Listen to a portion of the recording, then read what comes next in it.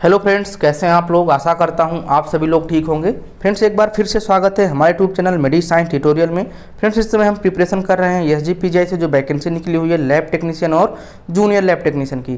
Friends, आपके exam के date को ध्यान में रखते हुए इसमें 2 लेक्चर प्रोवाइड किया जा रहा है। एक मॉर्निंग में जिसमें आपके 30 MCQ प्रोवाइड किया जा रहा है और एक इवनिंग में जिसमें 20 MCQ प्रोवाइड किया जाए। तो अगर एक डे में बात करें तो कम से कम आप लोग यहाँ पे 50 MCQ को सॉल्व कर रहे हैं। अगर आप टेलीग्राम चैनल से जुड़े हैं तो वहाँ पे आपका प्रैक्टिस हो जाता होगा क्विज पोल से। तो इस समय अगर तीनों चीज़ों को लेकर चलेंगे तो आपका एग्जाम बहुत ही बेहतर जाएगा। तो अगर जो टेलीग्राम चैनल नहीं ज्वाइन किए हैं तो इसका लिंक हम डिस्क्रिप्शन बॉक्स में दे देंगे, उसको आप ज्वाइन कर लीजिए। आपके एग्जाम के लिए बहुत ही महत्वपूर्ण साबित होगा।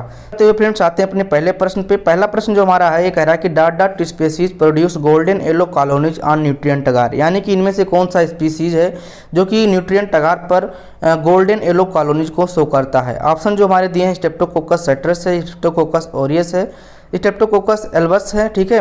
और अगर बात करें चौथे ऑप्शन की तो ना आप दीजिए। तो सही जो आंसर जाएगा ये आपका जाएगा स्ट्रेप्टोकोकस ऑरियस, क्योंकि आपका जो स्ट्रेप्टोकोकस ऑरियस है ये आपके न्यूट्रिएंट अगार पे क्या करता है, गोल्डन येलो कॉलोनी को शो करता है। अगर बात करें स्ट्रेप्टोकोकस ऑरियस की कॉज की तो ये क्या कॉज करता है, ये कॉज करता है आपका पायोजेनिक इन्फेक्शन। क्या करता है, पायोजेनिक इन्फेक्शन को कॉज करता है। स्ट्रेप्टोकोकस सिट्रस की बात करें फ्रेंड्स तो ये आपके न्यूट्रिएंट अगार पे कौन सा कॉलोनी को ग्रो करता है, ये आपके लेमन येलो कलर का यहाँ पे जो कॉलोनी होता है उसको यहाँ पे प्रोड्यूस करता है, ठीक है।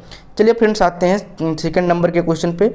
सेकंड नंबर का जो क्वेश्चन है कंपोजिशन ऑफ मालिटोल साल्ट अगार, यानी कि आपका जो मालिटोल साल्ट अगार है इसका कंपोजिशन क्या होता है। ऑप्शन हमारा है 1% मालिटोल, दूसरा हमारा 7.5% NaCl और फिनॉल रेड या फिर ऑल ऑफ द एबव। तो जिसका जो सही आंसर जाएगा ये आपका ऑल ऑफ द एबव जाएगा, क्योंकि आपका जो मालिटोल साल्ट अगार होता है इनमें 1% मालिटोल, 7.5% NaCl और फिनॉल रेड पाया जाता है। फिनॉल रेड क्या करता है, एक प्रकार के इंडिकेटर का काम करता है, इसीलिए इसको आप जो मालिटोल साल्ट अगार होता है इसको आप सेलेक्टिव एंड इंडिकेटर मीडिया कह सकते हैं, ठीक है। चलिए फ्रेंड्स, आते हैं थर्ड नंबर के क्वेश्चन पे। थर्ड नंबर का क्वेश्चन हमारा है कि treatment of discarded medicine and cytotoxic drugs by, यानी कि आपका जो डिस्कार्टेड मेडिसिन है और जो आपका साइटोटॉक्सिक ड्रग है इसको कैसे ट्रीटमेंट करेंगे, माइक्रोवेविंग के द्वारा, डीप बरियल के द्वारा, इंसिनरेशन के द्वारा या फिर ऑटोक्लेव के द्वारा। तो अगर हम बात करें ऑटोक्लेविंग की तो ये ऑप्शन बिल्कुल गलत है, क्योंकि जो हमारा बेस्ड मेडिसिन है या फिर साइटोटॉक्सिक ड्रग्स हैं इनको हम दोबारा यूज करने वाले नहीं हैं, इसलिए हम ऑटोक्लेविंग तो करने वाले ना रहे, माइक्रोवेविंग भी नहीं करेंगे, ठीक है। जो सही आंसर जाएगा आपका इंसिनरेशन होगा, इसको हम क्या कर देंगे, इंसिनरेट कर देंगे ताकि हम दोबारा इसको यूज ना कर सकें।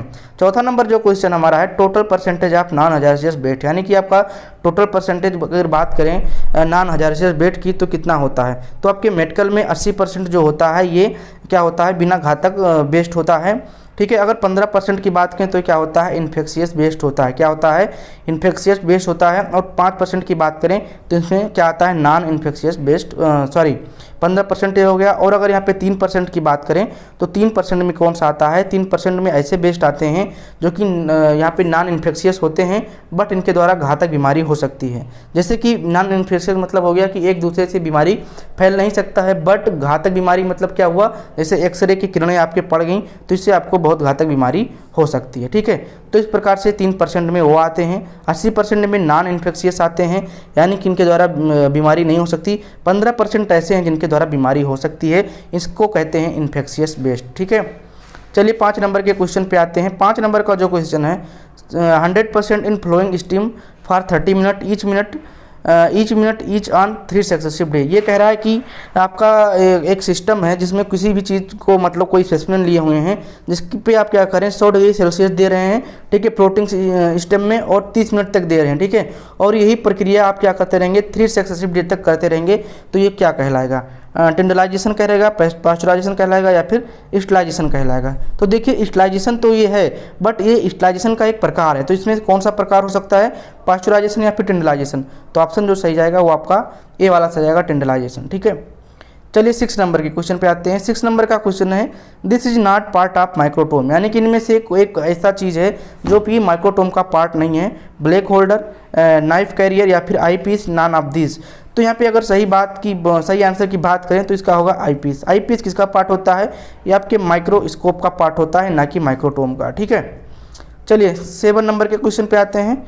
7 नंबर का जो क्वेश्चन हमारा है which microtome not commonly not commonly use in paraffin section cutting, यानी कि कुल मिला के क्वेश्चन का कहना यह है कि कौन सा यहाँ पे माइक्रोटोम है जिसके द्वारा हम सिंपली पैराफिन सेक्शन को नहीं कट करते हैं। स्लाइडिंग माइक्रोटोम है, बेस लेड माइक्रोटोम है, रोटेटरी माइक्रोटोम है या फिर कैम्ब्रिज माइक्रोटोम है। तो इसका जो सही आंसर जाएगा वो स्लाइडिंग माइक्रोटोम है। स्लाइडिंग माइक्रोटोम के द्वारा हम पैराफिन बैग्स को मोस्टली कटिंग नहीं करते हैं, ठीक है। साथ ही यहाँ पे 8 नंबर के क्वेश्चन पे 8 नंबर का जो क्वेश्चन हमारा है, when urgent examination of specimen which microtome is use, यानी कि जब आपको अर्जेंट एग्जामिनेशन करना होगा आपके टिश्यू का, तो इसके के लिए कौन सा माइक्रोटोम यूज करेंगे, फ्रीजिंग माइक्रोटोम, क्रायोस्टेट माइक्रोटोम या फिर रॉकिंग माइक्रोटोम, या फिर ए या बी, यानी कि फ्रीजिंग और क्रायोस्टेट। तो फ्रेंड्स का जो सही आंसर जाएगा, आप सभी को पता चल गया होगा यहाँ पे बोथ ए एंड बी, क्योंकि फ्रीजिंग माइक्रोटोम और क्रायोस्टेट माइक्रोटोम में क्या होता है, इसमें दोनों में आपको फिक्सेशन की जरूरत नहीं होती है। किसकी जरूरत नहीं होती है, फिक्सेटिव की जरूरत नहीं होती, मानी इनको हम फिक्सेशन नहीं करते, और साथ में जो आपके टिश्यू प्रोसेसिंग होते हैं उनको करने की भी जरूरत नहीं होती है, इसीलिए हम फ्रीजिंग और क्रायोस्टेट माइक्रोटोम को यूज करते हैं फॉर अर्जेंट एग्जामिनेशन, ठीक है। अब फ्रेंड्स आते हैं यहाँ पे 9 नंबर के क्वेश्चन पे। जो 9 नंबर का क्वेश्चन है ये कह रहा है कि disadvantage of 10% formal saline solution, यानी कि आपका जो फिक्सेटिव है 10% फॉर्मल सैलाइन, इसका डिसएडवांटेज क्या है। ऑप्शन जो हमारे हैं, it is slow fixative, this fixative का डर्मेटाइटिस, या फिर बोथ ए एंड बी। तो इसका जो सही आंसर जाएगा बोथ ए एंड बी जाएगा, ठीक है। चलिए 10 नंबर के क्वेश्चन पे आते हैं। 10 नंबर का क्वेश्चन ये आपके लिए है, आपको कमेंट बॉक्स में करना है, which of the following enzyme present in heart muscles, यानी कि आपके हार्ट मसल में कौन सा एंजाइम पाया जाता है। ऑप्शंस की बात करें तो LDH CPK, LDH CPK SGOT, CPK SGOT या फिर CPK, ठीक है। तो इसको आप कमेंट बॉक्स में जरूर बताइएगा, ठीक है। चलिए आते हैं यहाँ पे 11 नंबर के क्वेश्चन पे। 11 नंबर का जो क्वेश्चन है कह रहा है कि folic acid is absorb in, यानी कि आपका जो फोलिक एसिड है वो कहाँ पे एब्जॉर्ब होता है, कॉलम में, जीजोनम में, इलियम में या फिर स्टमक में। तो सही ऑप्शन जाएगा आपके जेजुनम में, ठीक है।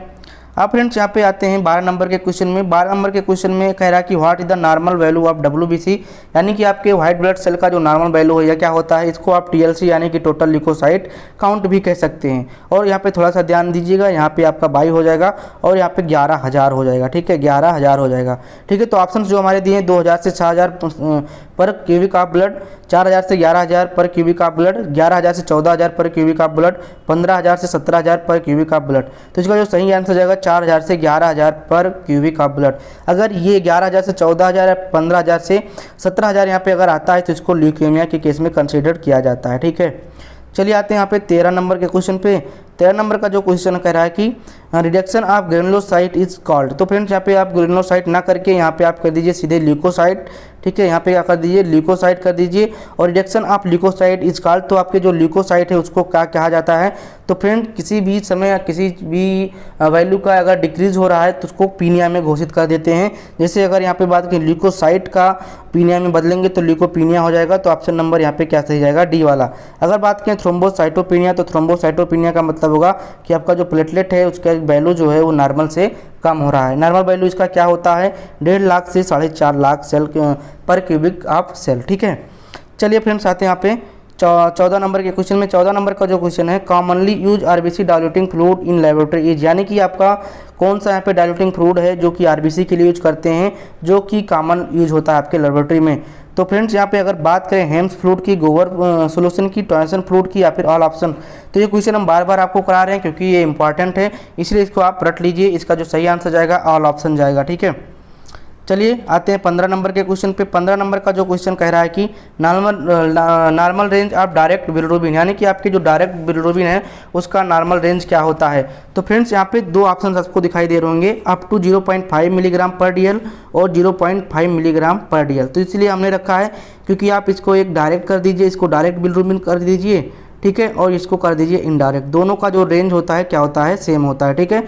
तो ऑप्शंस में आप दोनों सही कर सकते हैं, बट चाहे एक वो ऊपर वाले को सही कर लीजिए, ठीक है। और ये जो लिखा है अप टू 1 मिलीग्राम पर DL, इसका मतलब हो जाता है ये टोटल बिलिरुबिन, क्या हो जाता है, टोटल बिलिरुबिन से इसका मतलब हो जाता है, ठीक।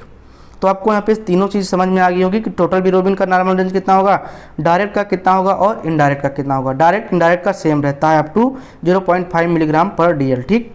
चलिए आते हैं यहाँ पे 16 नंबर के क्वेश्चन पे। 16 नंबर का जो क्वेश्चन कर रहा है कि normal range of uric acid is, यानी कि आपका जो यूरिक एसिड होता है इसका नॉर्मल रेंज क्या होता है। ऑप्शन है 1.0 से 7.0 मिलीग्राम पर DL, 0.5 से 6.0 मिलीग्राम पर DL, 2.0 से 7.0 मिलीग्राम पर DL। तो इसका जो सही आंसर जाएगा वो आपका जाएगा यहाँ पे 0.5 से 6.0 मिलीग्राम पर DL। ठीक है, चलिए फ्रेंड्स यहाँ पे आ जाते हैं 17 नंबर के क्वेश्चन पे।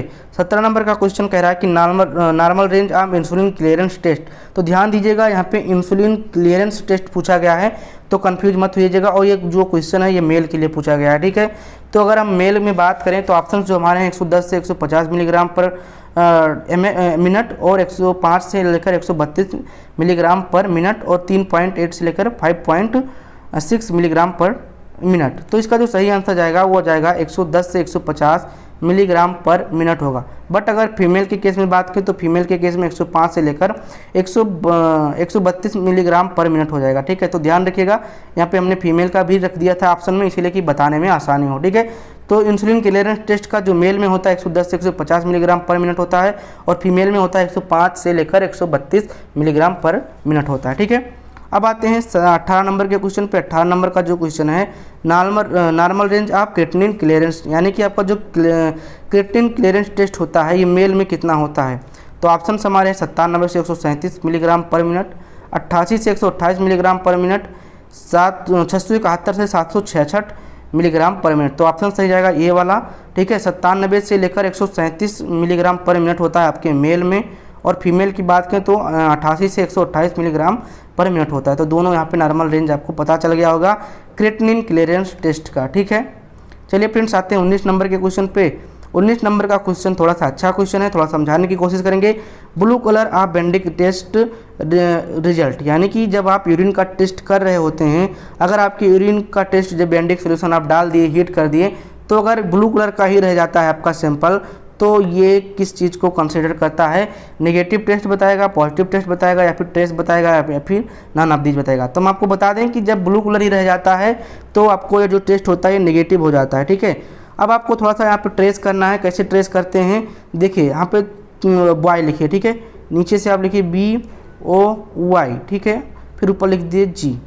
ठीक है, तो समझिएगा, थोड़ा सा हम समझाने की कोशिश कर रहे हैं। बॉय यहाँ पे 3 होता है। ठीक है, तो बॉय मतलब क्या होता है, ये ब्रिक रेड हो जाता है। ठीक है, ब्रिक रेड कलर हो जाता है। इसको कितना पॉजिटिव देते हैं, इसको आप 4 पॉजिटिव देते हैं, 1 1 1 1। ठीक है, तो ये हो गया। अब ओ से क्या हो जाता है, ऑरेंज हो जाता है, ऑरेंज कलर दिखाई देगा आपके सैंपल में, इसको 3 पॉजिटिव दे देंगे। ठीक है, वाई से क्या हो जाता है, येलो, क्या हो जाता है, येलो, येलो में आप कितना देंगे, 2 पॉजिटिव देंगे। अगर आपका यहाँ पे ग्रीन आता है, ग्रीन, ठीक है, ऊपर ग्रीन देख लीजिएगा, ग्रीन में आपके 2 देते हैं। और अगर आपका यहाँ पे हल्का ग्रीन आ रहा है तो आप उसको क्या करते हैं, ट्रेस करते हैं। ठीक है, कहते हैं बस इतना ट्रेस हो रहा है थोड़ा बहुत। ठीक है, तो ध्यान रखिएगा, आपका यहाँ पे जो ट्रिक है वो ऐसे आपको करना है कि आपको अगर आपको ये प्लस मतलब कि कितना पॉइंट देना है आपको ये नहीं पता चल रहा है, तो आप सीधा क्या करिए, उल्टा बॉय लिखिए, यानी कि YOB। ठीक है, येलो ऑरेंज ब्रिक रेड, तो ब्रिक रेड को 4, इसको 3 देंगे, इसको 2 देंगे।